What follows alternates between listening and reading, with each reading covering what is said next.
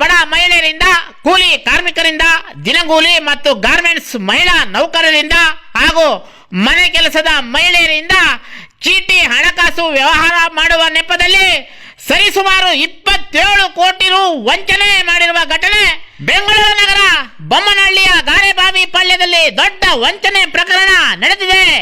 ಬೊಮ್ಮನಹಳ್ಳಿಯಲ್ಲಿ Raj chits ಎಂಬ ನಕಲಿ ಕಚೇರಿ ತೆರೆದು ಎಂ ಮುನಿರಾಜು, ಪಳನಿ ಕುಮಾರ್, ಸುಬ್ಬಲಕ್ಷ್ಮಿ ಮತ್ತು ದೇವಯಾನಿ ಎಂಬ ವಂಚಕರು ಬಡ ಜನಸಾಮಾನ್ಯರಿಂದ ಸರಿ ಸುಮಾರು 27 ಕೋಟಿ ರು ಚೀಟಿ ಹಣವನ್ನು ಎತ್ತಿಕೊಂಡು ಪರಾರಿಯಾದ ಘಟನೆ 2 ತಿಂಗಳ ಹಿಂದೆ ಘಟನೆ ನಡೆದಿದೆ.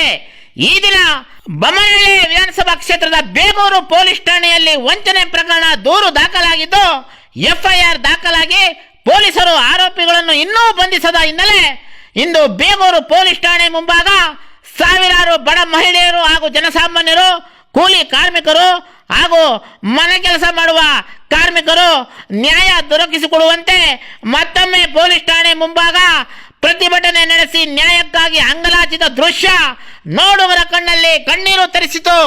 ಬೆಂಗಳೂರು ನಗರ ಬೊಮ್ಮನಹಳ್ಳಿಯಲ್ಲಿ ಚೀಟಿ ವ್ಯವಹಾರ ಹೆಸರಿನಲ್ಲಿ ತಿಂಗಳು ಸಾವಿರಾರು ಬಡ ಮಹಿಳೆಯರಿಂದ ಮತ್ತು ಗಾರ್ಮೆಂಟ್ಸ್ ಬಡ ಉದ್ಯೋಗಿಗಳಿಂದ, ಮನೆ ಕೆಲಸ ಮಾಡುವ ಮಹಿಳೆಯರಿಂದ ಲಕ್ಷ ಹಣ ಕಟ್ಟಿಸಿಕೊಂಡು ಸರಿ ಸುಮಾರು 27 ಕೋಟಿ ರು ಹಣವನ್ನು ವಂಚನೆ ಮಾಡಿರುವ ಪ್ರಕರಣ ನಡೆದಿದೆ. ಎಂ ಮುನಿರಾಜು ಎಂಬುವರು ರಾಜ್ ಚಿಟ್ಸ್ ಎಂಬ ಕಚೇರಿ ತೆರೆದು ಚೀಟಿ ವ್ಯವಹಾರ ಮಾಡುವ ಸೋಗಿನಲ್ಲಿ ಸಾವಿರಾರು ಬಡ ಜನಸಾಮಾನ್ಯರಿಂದ ಕೋಟಿ ಹಣ ವಂಚಿಸಿ ಪರಾರಿಯಾಗಿರುವ ಘಟನೆ ಹಾಗೂ ಆರೋಪ ಕೇಳಿ ಬಂದಿದೆ. ಬೇಗೂರು ಪೊಲೀಸ್ ಠಾಣೆಯಲ್ಲಿ ದೂರು ದಾಖಲಾಗಿದ್ದು ಪೊಲೀಸರು ಆರೋಪಿಗಳನ್ನು ಬಂಧಿಸುವಲ್ಲಿ ವಿಳಂಬವಾಗಿದ್ದು ಮತ್ತೊಮ್ಮೆ ಪೊಲೀಸ್ ಠಾಣೆಗೆ ಮುತ್ತಿಗೆ ಹಾಕಿದ ಸಾವಿರಾರು ಬಡ ಮಹಿಳೆಯರು ಮತ್ತು ನೊಂದವರು ನ್ಯಾಯ ನೀಡುವಂತೆ, ಆರೋಪಿಗಳನ್ನು ಕೂಡಲೇ ಬಂಧಿಸುವಂತೆ, ಕೋಟಿ ಹಣ ವಾಪಸ್ಸು ಕೊಡಿಸುವಂತೆ ಪೊಲೀಸ್ ಠಾಣೆ ಮುಂಭಾಗ ಪ್ರತಿಭಟನೆ ನಡೆಸಿ ಕಣ್ಣೀರು ಹಾಕಿದರು. ರಾಜ್ ಚಿಟ್ಸ್ ಹೆಸರಿನಲ್ಲಿ ಸುಮಾರು 27 ಕೋಟಿ ವಂಚನೆ ಆರೋಪ ಎದುರಿಸುತ್ತಿರುವ ಮುನಿರಾಜು ಎಂಬ ಮತ್ತು ಕುಟುಂಬ ಕಳೆದ 2 ತಿಂಗಳಿಂದ ಕೋಟಿ ಹಣ ತೆಗೆದುಕೊಂಡು ಪರಾರಿಯಾಗಿದ್ದಾರೆ.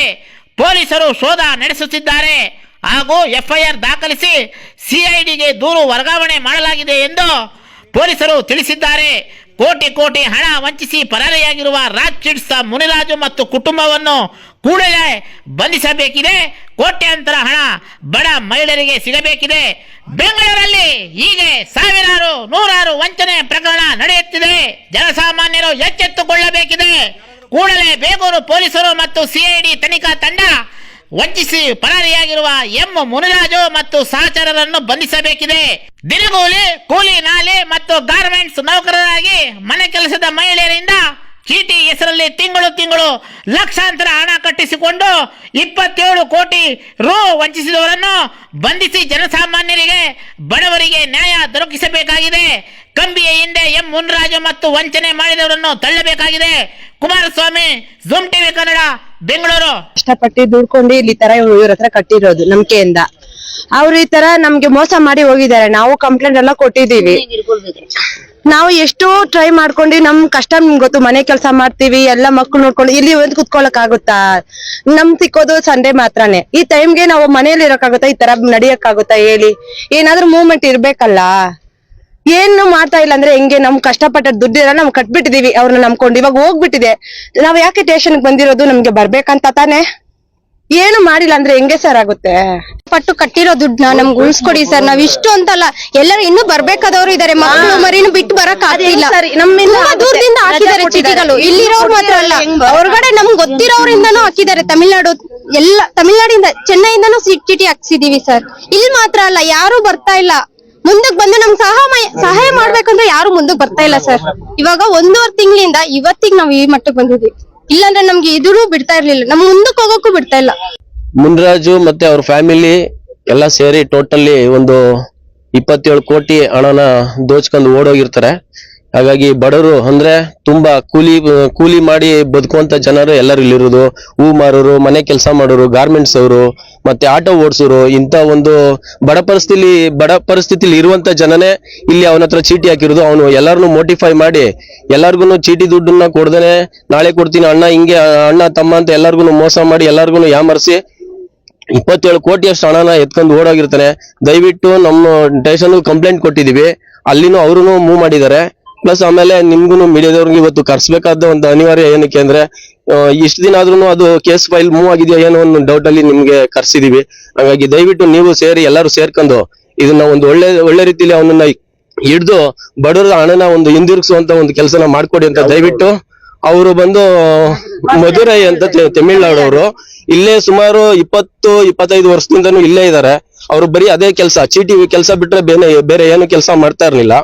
ಹಾಗಾಗಿ ಎಲ್ಲಾರು ಅವ್ರು ನಂಬಿ ಇಷ್ಟೊಂದು ಜನನು ಹಾಕಿ ಎಲ್ಲ ಮಾಡಿದ್ದಾರೆ. ದಯವಿಟ್ಟು ಅದನ್ನ ಒಂದು ಹಿಂದಿರುಗಿಸುವಂತ ಕೆಲಸನ ಮಾಡ್ಕೊಡಿ ಅಂತ ದಯವಿಟ್ಟು ಎಲ್ಲರೂ ಕೇಳ್ಕೊಳ್ತೀವಿ. ಬರ್ತೀವಿ ಗೊತ್ತಾ, ಮನೆ ಕೆಲಸ ಮಾಡ್ತಾ ಇದೀವಿ ನಾವೆಲ್ಲ.